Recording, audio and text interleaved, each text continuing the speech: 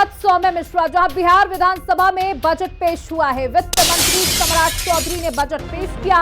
3,17,000 करोड़ का बजट पेश हुआ। छात्रवृत्ति की राशि को दोगुना किया जाएगा। महिला सिपाहियों को मिली बड़ी राहत। महिलाओं के लिए जिम बनाएगी सरकार। गरीब कन्याओं के लिए बनेंगे शादी के मंडप। तो बता दें, तमाम वादों के साथ ये बजट पेश किया गया। महिलाओं के लिए बजट में खास स्थान, महिलाओं के लिए जिम बनाए जाएंगे, गरीब कन्याओं के लिए शादी के मंडप तैयार किए जाएंगे। सरकार के संरक्षण में गरीब बेटियों की शादी होगी। साथ ही जब छठ पूजा आएगी तब होम स्टे बनाए जाएंगे, सरकारी होम स्टे बनाए जाएंगे।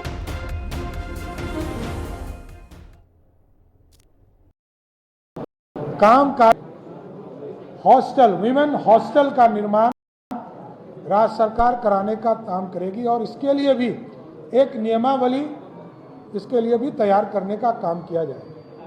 हमारा पहचान गुड़ था। हमारे यहाँ गन्ना उद्योग के बढ़ावा के लिए, गुड़ के लिए सेंटर ऑफ एक्सीलेंस की स्थापना पूसा समस्तीपुर में किया जाएगा। इसी तरह जो प्रवासी मजदूर हैं, हमारे श्रमिक हैं, इसके लिए देश के कई स्थानों पर, हैदराबाद, बेंगलोर, मुंबई, दिल्ली एनसीआर, कोलकाता, गुवाहाटी, सूरत, लुधियाना, कोयम्बटूर, चेन्नई में प्रवासी सह निबंधन केंद्र, माइग्रेशन काउंसलिंग कम रजिस्ट्रेशन सेंटर की स्थापना किया जाए। वर्तमान में अभी 534 ब्लॉक है पूरे प्रदेश में, जिसमें से 358 ब्लॉक में हमारे राजकीय डिग्री कॉलेज नहीं है। तो राज्य सरकार ने चरणबद्ध तरीके से डिग्री कॉलेज सरकारी अथवा निजी की स्थापना करने का सुनिश्चित किया है। 1 से 10 तक के लिए समान श्रेणी के छात्र, अल्पसंख्यक सहित की छात्रवृत्ति को दुगनी की जाएगी। निजी क्षेत्र के सहयोग से राज्य में नए निजी मेडिकल कॉलेज संचालित किए जाएंगे। जो हमारे मेडिकल कॉलेज बने हैं उसको भी हम निजी भागीदारी से चलाने का काम करेंगे। जिस कॉलेज में दिक्कत होगी नए मेडिकल कॉलेज में, हम उसको चलाने के लिए निजी भागीदारी भी लेने का काम करेंगे। और इसके साथ साथ पीपीपी मोड पर भी कोई व्यक्ति यदि पीपीपी मोड पर हम जमीन उसको उपलब्ध कराएंगे और पीपीपी मोड पर यदि वो नया मेडिकल कॉलेज खोलना चाहे तो हम उसको जमीन उपलब्ध कराकर उसके लिए भी एक पॉलिसी बनाकर स्थापित करने का काम करेंगे। राज्य के बड़े अनुमंडल, जहां एक बड़ा अनुमंडल पड़ता है, कई विधानसभा है, तो वैसे जगह को चिन्हित करके वहां एक अतिरिक्त रेफरल अस्पताल का निर्माण किया जाए। राज्य में लोक स्वास्थ्य प्रबंधन संवर्ग का सृजन किया जाएगा। संपूर्ण राज्य में शहरी क्षेत्र के विकास के लिए, विशेष रूप से वंचित वर्ग के लोगों के लिए, स्लम क्षेत्र इत्यादि के लिए नगर चिकित्सा केंद्रों की स्थापना की जाएगी। राज्य के प्रमुख शहरों में महिलाओं के लिए पिंक बस की प्रचलन किया जाएगा, जिसमें सवारी, चालक और कंडक्टर सभी महिला होंगी। इसके लिए चालक, कंडक्टर के रूप में महिलाओं को प्रशिक्षित किया जाएगा तथा बिहार राज्य परिवहन निगम से चालक, कंडक्टर और डिपो मेंटेनेंस स्टाफ के पदों में महिलाओं के लिए 33% आरक्षण की व्यवस्था की जाएगी। वहीं बिहार बजट को लेकर विपक्ष के नेता तेजस्वी यादव ने क्या कुछ कहा है, आपको वो भी सुनाते हैं। देखिए, बिहार में रेवेन्यू हो नहीं रहा है, ये इन्फ्लेटेड बजट है और बिहार के हित में नहीं है। हवाई बातें जो हैं वो कही गई हैं। इन लोगों को असल में सरकार बचाने की चिंता है, हम लोगों को बिहार की चिंता है। वही पुरानी बातें, 7 निश्चय का क्या हुआ पता नहीं। स्टेडियम बनाएंगे, 10-15 साल से अभी तक स्टेडियम ही बन रहा है। हर प्रखंड में पता नहीं एक प्रखंड बता दे जहाँ ढंग का स्टेडियम बना हो, वो भी नहीं है। पुरानी बातें जो हैं वो कही जा रही हैं, इससे कोई बिहार की जनता को फर्क नहीं पड़ रहा। हमने मांग भी की थी, माई बहन मान योजना के तहत महिलाओं के खाते में 2,500 रुपया डालें, वो नहीं डाला गया। गैस सिलेंडर को 500 रुपया किया जाए। वृद्धा पेंशन, सामाजिक सुरक्षा पेंशन को जो है 400 से बढ़ा करके 1500 रुपया किया जाए। हमने कहा था किसानों का ऋण माफ़ करो, बिजली मुफ्त में उपलब्ध कराओ, 200 यूनिट फ्री में बिजली दो। बिहार के लोगों को सबसे महंगा बिजली बिहार में मिलता है। ना कारखाने की बात हुई, ना पलायन रोकने की बात हुई, ना गरीबी रोकने की बात हुई, ना रोजगार उपलब्ध कराने की बात हुई। साक्षरता की बात नहीं कहेगी। बिहार साक्षरता के मामले में, प्रति व्यक्ति आय के मामले में फिसड्डी है। इसके प्रति किसानों का आय के मामले में बिहार जो है सबसे फिसड्डी है। इन लोगों के बारे में कोई चर्चा नहीं। कोई कल कारखाना बिहार में लगेगा, क्या लगेगा, कोई इस पे बात नहीं की गई। और इसी खबर पर हमारे सहयोगी संजीव हमारे साथ जुड़ चुके हैं। संजीव, देखिए, आज बजट रखा गया जिसमें तमाम बातें कही गई, जिसमें महिलाओं को विशेष स्थान दिया गया। साथ ही साथ ये भी कहा गया कि जब छठ होगी तो होम स्टे दिए जाएंगे, लेकिन उस पर भी विपक्ष खुश नजर नहीं आ रहा है। देखिए, मैं बता दूं कि 2025-26 का ये बजट 3,17,000 करोड़ का बहुत ही एक बड़ा बजट, और ये कह सकते हैं इस सरकार का ये अंतिम बजट सत्र था और बजट पेश हुआ, जिसमें दूसरी बार जो है वित्त मंत्री जो है सम्राट चौधरी ने इस बजट को पेश किया है। और इस बजट में जिस तरह से कई सारी चीज़ें नई आई है, सबसे बड़ी बात यह है कि देखिए, ये चुनावी साल है बिहार के लिए, और बिहार में नवंबर में चुनाव हो जाएंगे। तो ऐसे में जो इस बजट बनाया गया है, वास्तविक तौर पर देखा जाए तो इस बजट में किसानों, उसके साथ साथ जो महिलाएं हैं, उनके लिए बहुत कुछ खास किया गया है, और उसके साथ साथ बहुत सारी चीज़ें नई आई है। देखिए, नीतीश कुमार का जो खत्म हुआ, जब बजट पढ़ लिए जो वित्त मंत्री थे, तो उसके बाद नीतीश कुमार ने सम्राट चौधरी को सदन के अंदर गले लगा लिया। यानी कि जो बिहार के मुख्यमंत्री इस बजट से बहुत खुश नजर आए, और जिस तरह से जो एक कह सकते हैं तस्वीर सामने आई।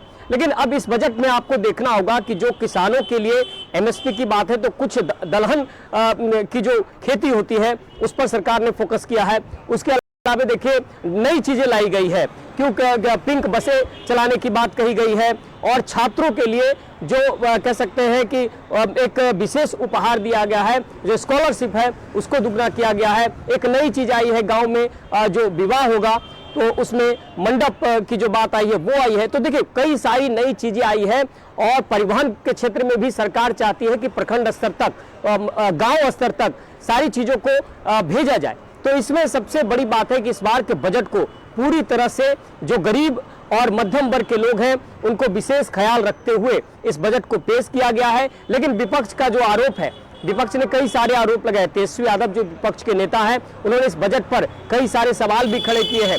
देखिए, बिहार में जो इंफ्रास्ट्रक्चर है, बिहार में जो रेवेन्यू जनरेट होता है, वो रेवेन्यू सरकार को जिस तरह से भी आ रहा है, उसमें सरकार का प्रयास है कि हम बेहतर करें। लेकिन आपको याद होगा कि प्रधानमंत्री नरेंद्र मोदी ने कहा था कि बिहार के बेहतरी के लिए जो भी बेहतर होगा वो किया जाएगा। यानी केंद्र और राज्य के सहयोग से, केंद्र का जो पैसा है और राज्य का जो पैसा है। तो हमें लगता है कि इस बार के बजट को केंद्र ने भी पूरा ख्याल रखा है, और काफी जोर शोर से काम भी चल रहा है। देखिए, नीतीश कुमार की प्रगति यात्रा के तहत कई सारी योजना और कई सारी घोषणा की गई।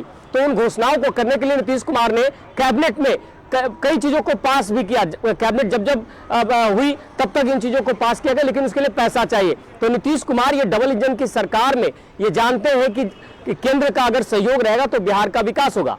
अब जिन चीजों को सामने लाया गया है, चाहे वो परिवहन के क्षेत्र में हो, चाहे वो महिलाओं के विकास की बात हो, चाहे वो ग्रामीण स्तर पर डेवलपमेंट की बात हो, या फिर जो हाट बाजार है उसको डेवलप करने की बात हो, किसानों के एमएसपी की बात हो, तो मूल रूप से इस बजट में ये पूरा ख्याल रखा गया है कि अंतिम बजट जो सरकार पेश करे उसमें जनता को इसका सीधा लाभ मिले। तो ऐसे में मुझे जो लग रहा है कि इस बार जो गरीब और मध्यम वर्ग के जो लोग हैं उनका विशेष ख्याल रखते हुए और भी चीजों पर जो है बिल्कुल सरकार ने फोकस किया है। जैसे कि आपने बताया कि इस बार बजट में किसानों का खास ख्याल रखा गया है, महिलाओं का खास ख्याल रखा गया है, क्योंकि अगर हम पिछले रिजल्ट्स को देखें तो महिलाओं ने ही बीजेपी की यहाँ पर सरकार बनाई है, नीतीश कुमार पर हमेशा विश्वास जताया है। तो इस बार भी महिलाओं का ख्याल रखा गया है, गरीब कन्याओं का विवाह करने की बात कही गई है, उनका मंडप सजाने की बात कही गई है, सब कुछ सरकार महिलाओं के लिए कहेगी। तो कहीं ना कहीं किसानों को, युवाओं को और महिलाओं को रिझाकर इस बजट के माध्यम से आने वाले चुनावों में जीत दर्ज करना चाहती है सरकार। देखिए बिल्कुल सही कहा आपने, सरकार वैसे मतलब सेगमेंट को या वैसे वर्ग को विशेष ख्याल रखा है जो कि सीधे सीधे चुनाव में इसका इफेक्ट करेगा। तो देखिए अब सरकारी स्कूलों में जिस तरह से कहा गया कि जो बच्चे पढ़ रहे हैं उनको दुगना और पैसा दिया जाएगा। इसके अलावा सरकार ने जो फैसला लिया कि परिवहन के क्षेत्र में प्रखंड स्तर तक वो जाएंगे, किसानों के जो दलहन की खेती है उसमें एमएसपी की बात कही गई है। तो जाहिर तौर पर बिहार सरकार ये अच्छी तरह जानती है, सरकार ये अच्छी तरह जानती है, नीतीश कुमार ये अच्छी तरह जानते हैं कि बिहार में जो एक बड़ा तबका वोट बैंक का है। देखिए नीतीश कुमार ने जिस तरह से जीविका को बहुत बड़ा एक आयाम दिया, एक बहुत बड़ा आकार दिया, जिससे कि कई राज्य इसको देख रहे हैं और इस पर काम भी कर रहे हैं। उसके अलावा देखिए जिस तरह से बिहार में जो शराबबंदी है तो सरकार रेवेन्यू जनरेट करने के लिए कई सारे प्रयास भी कर रही है।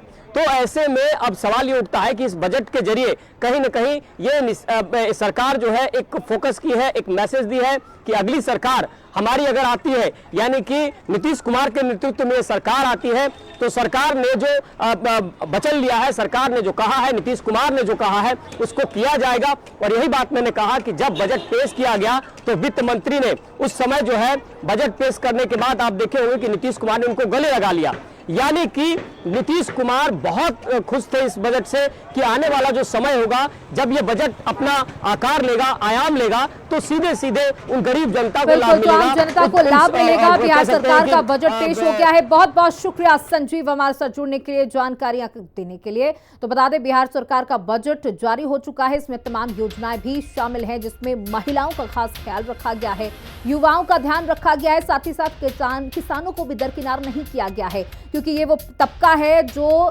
सरकार को मदद करके आने वाले समय में दोबारा से सरकार बनाने का काम करेगा। बता दें बिहार में चुनावी शंखनाद हो चुका है और ये बजट पर पूरा दारोमदार है। हालांकि विपक्ष को इस बजट से भी दिक्कत है। 3,17,000 करोड़ का ये बड़ा बजट आज पेश हुआ।